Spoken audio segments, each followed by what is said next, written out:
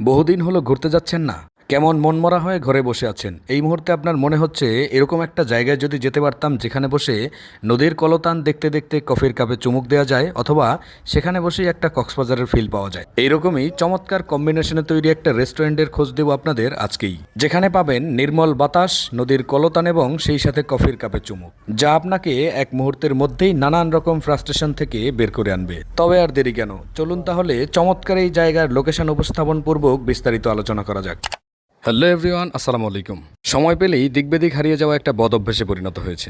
সেই বদ অভ্যাসের রূপরেখা ধরেই আজকে চলে যাচ্ছি চমৎকার একটা রেস্টুরেন্ট পরিদর্শন করার জন্য, যেখানে বসে কফির কাপে চুমুক দিতে দিতে চমৎকার একটা কক্সবাজারের ফিল নেওয়া যাবে। প্রথমত হচ্ছে এটা পদ্মার শাখা নদী, এবং সেখানে এই যে নদীর পাড়ে ব্লকগুলো ফালানোর কারণে এত সুন্দর একটা জায়গা তৈরি হয়েছে, মুহূর্তের মধ্যেই নদীর ঢেউ আপনাকে মনে করিয়ে দেবে যে ওয়ান কাইন্ড অফ কক্সবাজার। তো আপনাদেরকে মিনি কক্সবাজারের এই পদ্মা রিভার ভিউ রেস্টুরেন্টের কথাই আসলে বলতেছিলাম এতক্ষণ যাবত। এই রেস্টুরেন্টের সৌন্দর্য দিন দিন এত পরিমাণে বৃদ্ধি পাচ্ছে যে মানুষ কিন্তু দূর দূরান্ত থেকে ছুটে আসতেছে এখানে।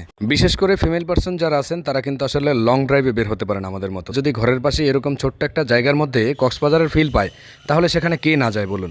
একেবারে নদীর পাশ ঘেঁষেই আসলে এই রেস্টুরেন্টের অবস্থান, যার কারণে এখানে বসার জন্য বেশ কয়েকটা সিট তৈরি করে দিয়েছে কক্সবাজারের মতোই। সেখানে বসে কিন্তু চমৎকার একটা টাইম স্পেন্ড করা যায় নদীর ঢেউ দেখতে দেখতে কফির কাপে চুমুক দিয়ে। এই যে আমাকে যেখানে বসা দেখতে পাচ্ছেন, এখানে কিন্তু আসলে আপনাদেরও বসা উচিত। পরন্ত একটা বিকেলে সূর্যাস্ত দেখতে দেখতে কিন্তু এখানে বসে কফি খাওয়াটা যে কতটা আনন্দের, সেটা কিন্তু এখানে না গেলে আপনি কখনো কল্পনাই করতে পারবেন না। Padma river view restaurant and cafe হাউসের সব থেকে সুন্দর দৃশ্য হচ্ছে এখানে বসে বাতাস খাওয়া এবং ভিতরের ইন্টেরিয়াম ডিজাইন, সিমসাম ডিজাইনে ভিতরটা সুন্দর করেই সাজানো। বর্গ সহকারে বন্ধু বান্ধবদের নিয়েও আসলে চমৎকার একটা টাইম স্পেন্ড করা যাবে। এছাড়াও রয়েছে বেশ কয়েকটা ফটো বুথ, যেখানে দাঁড়িয়ে ছবি তোলার মাধ্যমে স্মৃতিগুলো সোনালী অতীত হিসেবে সংরক্ষণ করা যাবে। পরিবার সহকারে গেলে যদি আপনি প্রাইভেট স্পেস চান, তাহলে সেটারও ব্যবস্থা রয়েছে এখানে। পরিবারদের সাথে নিয়ে প্রাইভেটভাবে আসলে খাবার দাবার উপভোগ করা যাবে।